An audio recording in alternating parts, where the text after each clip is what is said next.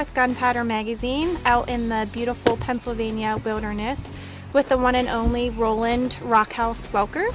He is, of course, the winner of Season 7 of Alone on the History Channel. You are a hunter, trapper, all-around wilderness expert. You spend a lot of your time being a big game guide. Obviously, it goes without saying you want to be prepared and to know your weapon super well and make sure it's reliable, it's cleaned, it's ready to go before you go on your hunt. Can you talk about if there's ever been any situations where maybe a client wasn't super familiar with his weapon, didn't have ammo that was working, if you had any close calls? I have had instances of that. Many had new rifles. I've had guys bring new rifles. Oh, they picked this one up for that hunt because maybe they didn't have the big calibers.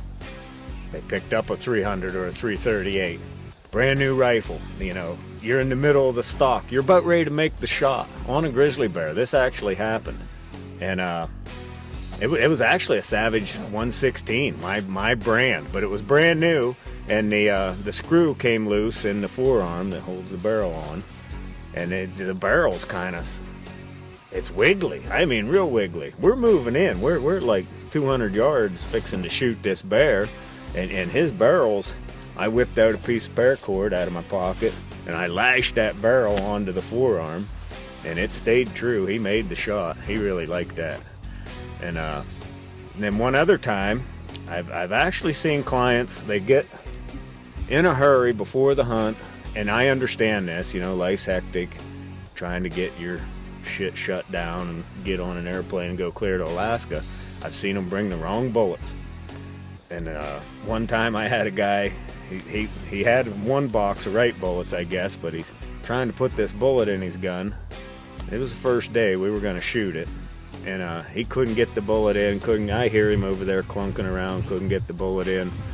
And I said, you got the wrong bullets for that gun. Nah, no way.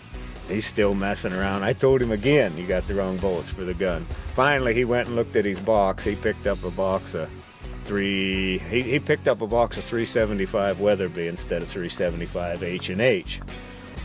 You know, there's 300 this and 300 that, there's 375, there's different brands of the 375 and the 300 and multiple calibers, and they're different. That's that gun maker's round for the Weatherby or the Winchester.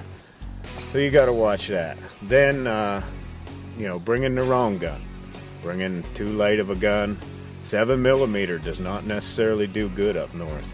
You want a 30 caliber. That's a good piece of advice right there. 7mm in sheep country, yeah, a lot of sheep been shot with 7mm. I'd never say 7mm wasn't a good sheep round, but when you start dealing with bears and moose and some really big game, most especially bears, there's something about the diameter. The 7mm doesn't have the diameter of the 30 caliber. 30 calibers are very desirable. You want to stick with the 30 caliber in truly big game hunting, especially the bears. Would you say a good rule of thumb is always, when in doubt, to ask your guide? I mean, you've been on hundreds of hunts, you know what you're talking about, you know what to look for, what they need to bring with them, so always ask your guide, and then of course listen to your guide, because you have experience with people who have their own ideas about things. Well, yeah, that's a very, very, very good point, Teresa. And some people do it and some people don't. Seems like some people want to show up and banter with the guide, you know. Just do what the guide's telling you to do. That's his gig. You're coming to his country, his part of the world. It's his hunt. That's why you hired him. And a guide that's guided as many years as me already knows what you're going to do before you even do it. You know, I know every mistake you're going to make, so I'm just telling you shit you're already going to do. My philosophy on guiding, I want to form a team with my client, and I tell them all this when they get there. You know, we're not competing with each other. We're going to be a team. I want you to get this animal, and you got to be telling me stuff too. I mean, does your feet hurt? You know, feel like you're going to have a heart attack, whatever. Oh hell, I forgot my bullets or something, whatever.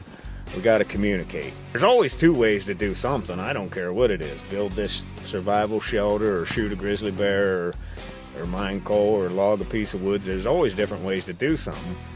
So I tell them what I think, what I want to do, and they'll say, "Oh, but what if we go do this?"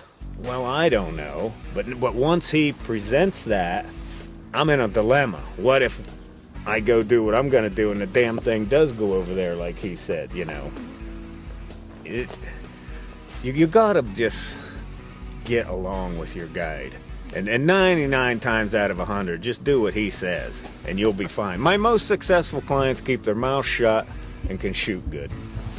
How's that for a short version? Sounds good. You hire a guide for a reason. So. Yeah, that you'll forget that big long thing right there. But my best clients, my most successful hunters, keep their mouth shut and they can shoot good.